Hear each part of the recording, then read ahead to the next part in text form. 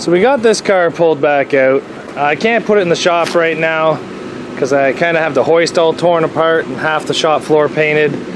But what we're going to try to fix is this front corner. There's another derby coming up here where I think this thing will pass the rules. So I'm just going to try to pull the front end out a bit. We just have our Avalon because it's got nice air conditioning. We're going to start hooking a chain to it and pulling this thing back and forth and trying to get this threaded rod right here a lot straighter than what it is. And then once that's pulled out and the rad support's pulled back a bit, then we can try to pull the, I call them nostrils, but I guess that's the upper strut, upper fender. I don't know what it is. I don't know. I have to try to pull it straight. I don't really know the term of it, but it's kinked on itself pretty bad. So we'll see how straight I can get this car. Just gonna basically hook a chain to it and start pulling. See how straight it can get, I guess.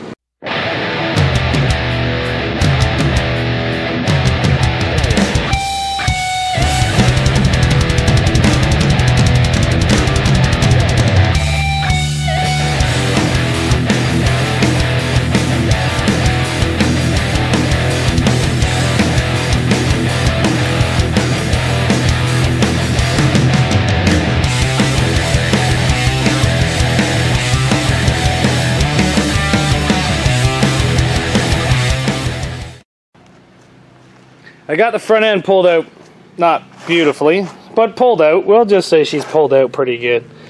Starting to see some more damage. Frame's bending back here. Not overly pleased about that. But I did have something happen to this car that I've never had happen before. As you guys can see, this bumper has actually came in straight, right to basically the subframe mounts. That is 6 inches. It is basically crushed almost 6, well, maybe 4 inches straight in. And if you take a look over here on driver's side, it's pretty much done the exact same thing again. You see how straight that bumper came in to that frame? I've never had it do it that nicely before. If you look here, you can kind of see how the frame is dimpled in, so it came in 100% straight. Even right there, see how straight that came in? I've never seen a Camry come this nicely in on the front. I don't know what I did, but that's beautiful. The entire Derby, I kept thinking I had a bad tie rod, but apparently I don't. I thought I had a busted tie rod, and that's why I was having such a hard time steering. But I really don't think it was a bad tie rod. This strut here is really badly bent, but that's an easy fix. The axles are making a little bit of noise now. I'll take them apart, see what I can do. But something that did catch my eye, look how twisted this motor mount is, this transmission motor mount. I'm not sure why that's that twisted. I'm gonna have to do some investigating. I don't know. Looks like it's ripped the mounts right out of the bottom. I'll have to look into that. We got new tires put on, much smaller. Size we're running now is 175/65 14s, and the size we took off were 195/70. So just for a size comparison, I say that's a pretty smaller size difference. Reason for dropping size, I had them, they're aggressive, they're on Honda Civic rims, so they're no good to me on Honda rims. Take them off, mount them on Toyota Camry rims. Just fired up the old tire machine. But we got much smaller tires now in the front. Maybe this will give me a little bit more power. I found that this thing was lacking power, but I was also against a V6 Lumina. That was a pretty peppy motor, so I don't know. I felt like I was a little underpowered last time. But it could have been a couple things. I did have a flat tire, and I was getting quite a bit of resistance back here in the back. As you can see, she's just piled right back into it. But I took the rad out of this thing. It still had water in it, so I'm not really too sure why this car got hot. I understand the rad's not the best radiator, but it's still a radiator. But whatever, I might put it back in. It doesn't really do any harm throwing it back in. The rad cradle is pretty much straightened back out. I'm pretty impressed. Oh! I did notice there's a hole in our transmission cooler that is spraying transmission fluid. So that might have been slowing me down as well. So we're gonna, not sure if we're gonna loop the lines or just get rid of that transmission cooler completely. It is garbage now, so I will spray paint it red so that way I don't keep using it. I think there might be something wrong with the actual intake of this car.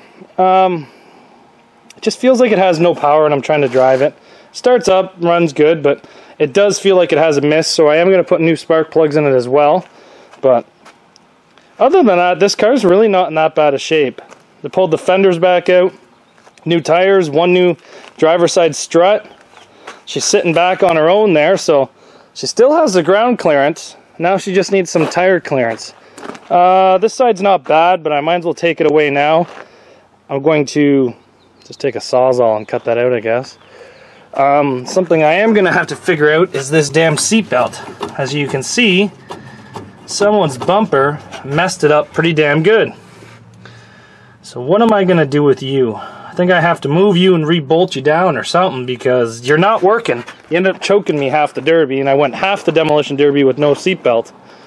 Don't tell the officials that, but I took it off and just kept driving because it was choking me. There's no sense to keep it on. I'm really not even going to touch anything back here on the back end other than make tire clearance. She needs some clearance there, Clarence. But, yeah. Most of the stuff that we have to do is to the front end. And I don't know who it was, but somebody threw this Mountain Dew can inside my car. And no matter what, every time I put my foot on the gas pedal, somehow this was right behind the gas pedal and stopping me from going foot to the floor. So make sure you guys check your cars to make sure there's no crud in them because it could get lodged underneath your brake pedal or your gas pedal. I should start doing that. But I don't know. We need to throw rad back into it and then basically just turn it around and start clearing the back of it. Maybe some new spark plugs too. Oh, a lot of work done to it. We've got a Camry rad put back into it. We just have it quickly. Probably going to change that before it goes to the demolition derby. But just waiting for the cool silicone to dry. We just looped the transmission lines because the transmission cooler had a hole, so get rid of it. We did not put the new spark plugs into it yet. I'm being lazy and really don't think this motor deserves them. Did a little bit of wire job just to get that door closed again. I got my seatbelt fixed, so now I might have the seatbelt for the demolition derby.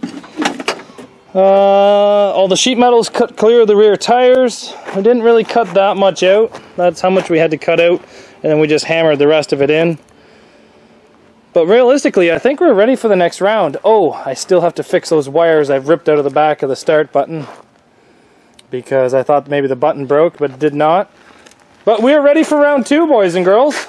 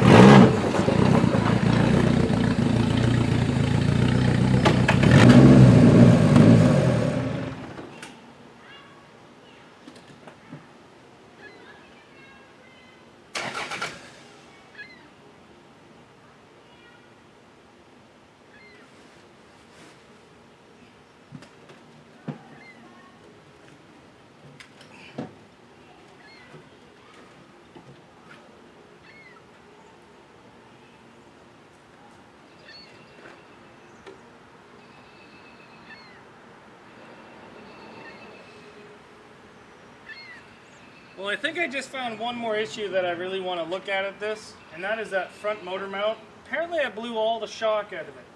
So I'm just going to chain that motor mount down, and this car is done and ready for the next derby.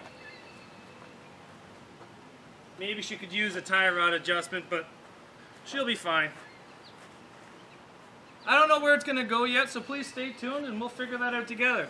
Thanks for watching, guys. We'll see you back here tomorrow.